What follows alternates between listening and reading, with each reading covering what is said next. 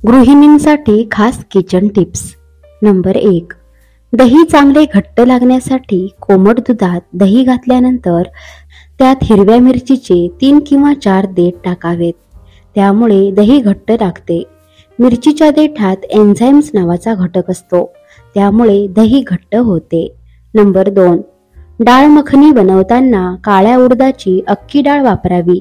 ती कमीत कमी 7 ते 8 वेळा धुवून भिजत ठेवावी. यानंतर ती डाळ न धुता शिजवा, त्यामुळे डाळीला विशिष्ट चव येते. नंबर 3. बिर्याणी, डाळ तडका या पदार्थांना स्मोकी फ्लेवर असला तर त्याला छान टेस्ट येते. यासाठी बिर्याणी, डाळ तडका झाल्यानंतर एका वाटीत जळता कोळसा घ्या.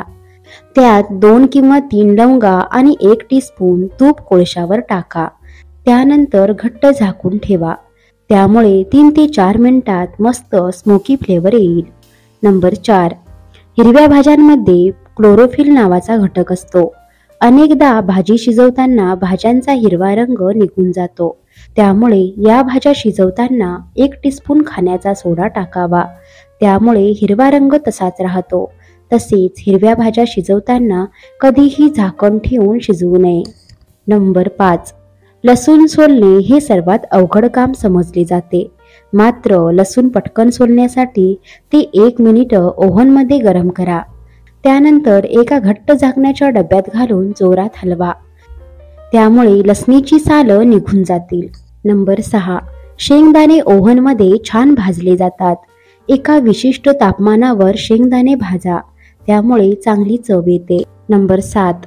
जर घरात एक्सपायरी झालेले टोमॅटो केचप असेल तर ती तांब्याच्या किंवा पितळेच्या भांड्यांना लावून ठेवा, त्यामुळे ती चकाकतील. नंबर 8. कापलेले सफरचंद ऑक्सिडेशन रिॲक्शनमुळे ते काळे पडतात.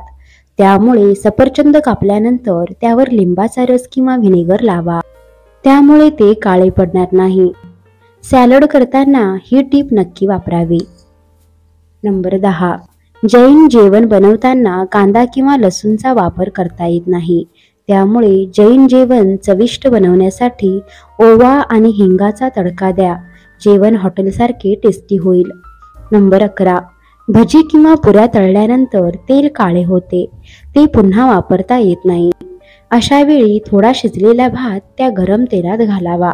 त्यामुळे तेलाचे काळे कण भाताला चिकटतात आणि तेल स्वच्छ होते. नंबर 12. छोले भटुरे करतेवेळी भटुरेचे पीठ मळताना मैद्यात थोडा उकडलेला बटाटा कुस्करून टाकावा. त्यामुळे भटुरे छान फुगतात आणि मऊ राहतात. नंबर 13. अनेकदा आपण कडधान्य भिजत घालायला विसरतो, पण जर तुम्ही कडधान्य भिजत घालायला विसरला असाल तर ते शिजवताना त्यात थोडा सोडा घालावा. नंबर 14. पावसाळ्यात अनेकदा मिठाला पाणी सुटते. यावेळी मिठाच्या वरणी थोडेसे तांदूळ टाकावे, त्यामुळे मीठ मोकळे राहते. नंबर 15. काजू, बदाम, अक्रोड भाजून थंड करून हवाबंद बरणीत ठेवा. त्यामुळे ते खवट होणार नाही, तसेच ते कडक राहतील. मित्रांनो, व्हिडिओ आवडल्यास व्हिडिओला लाईक करा, शेअर करा आणि सबस्क्राईब करा. धन्यवाद.